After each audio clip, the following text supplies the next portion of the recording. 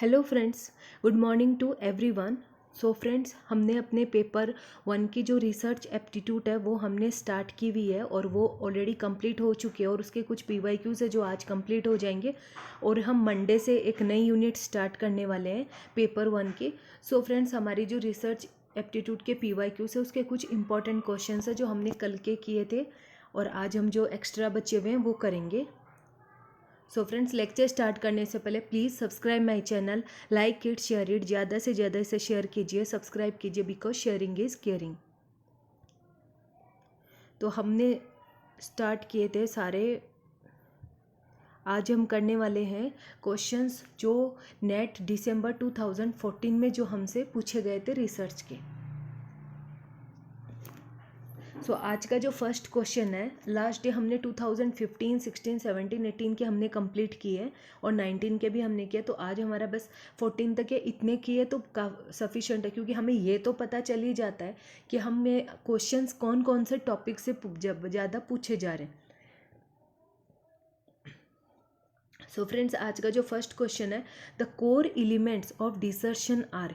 यहाँ पे वापस से सीक्वेंस का क्वेश्चन ही यही है और ऐसे क्वेश्चंस बार बार पूछे जाते हैं कि जो कोर एलिमेंट्स है ऑफ डिसर्शंस आर कौन कौन से, क्या इंट्रोडक्शन, डाटा कलेक्शन या एनालिसिस, कंक्लूजन या रिकमेंडेशन। नो, हमें एग्जीक्यूटिव समरी, क्या पहले हम एग्जीक्यूटिव, तो ये भी नहीं होगा, दो तो होने ही नहीं है। रिसर्च प्लान, क्या हम पहले से रिसर्च प्लान करते, नहीं।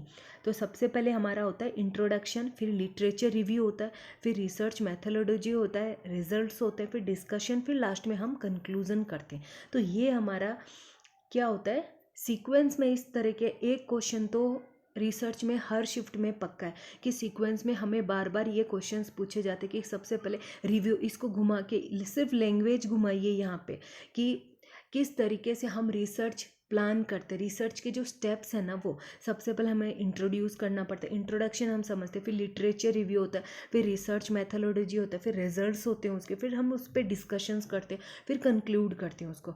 सो फ्रेंड्स, ये हो गए हमारे कोर एलिमेंट्स ऑफ डिसर्शन। तो ये याद रखना, डिसर्शन आते ही हमें एक चीज़ याद ना, सबसे पहले आता है इंट्रोडक्शन, फिर लास्ट में कंक्लूड से आता है और लिटरेचर रिव्यू होता है और जो डिस्कशन और कंक्लूजन है वो सबसे लास्ट में आएंगे। तो आपके अगर आपको एक दो स्टेप्स भी पता होंगे तो आप अब अच्छी तरह से अपना आंसर बना सकते हैं।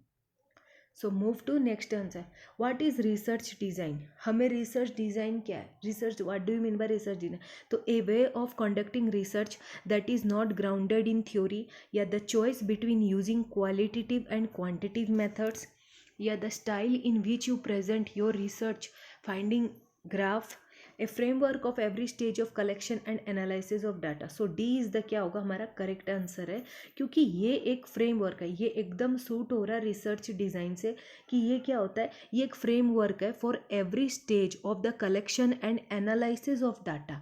हर स्टेज में हम क्या करते हैं, डाटास कलेक्ट करते हैं और उनको फिर हम एनालाइज करते हैं। तो ये हो गया हमारा research design.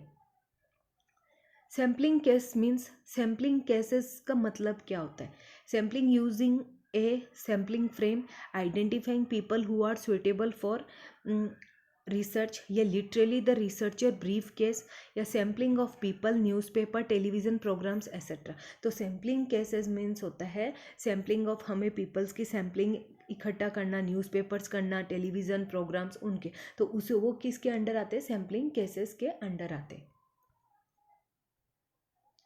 When planning to do a social research, it is the better to। Fifth question हमसे क्या पूछ रहा है कि when planning to do a social research, जब हम किसी भी सोशल रिसर्च, मतलब हम जब सोसाइटी के रिसर्च करने जाते हैं तो इट इज़ बेटर टू क्या है, तो इसका मतलब बेटर टू क्या है, approach the topic with an open mind, या डू ए पायलट स्टडी। नहीं, पायलट स्टडी तो नहीं होगा, तो बी तो हमारा रॉन्ग हो गया। Be familiar with literature on the topic, नहीं ये भी नहीं होगा। Forgot about theory because this is a very practical, no ये सब नहीं हो। तो इसका जो करेक्ट आंसर है ना वो क्या है, approach the topic with an open mind. Approach करना किसी भी टॉपिक को हम ओपन माइंड से सोचना। तो ये हो गया हमारा सोशल रिसर्च में व्हेन प्लानिंग सोशल, तो ये सबसे बेटर है to approach the topic with an open mind.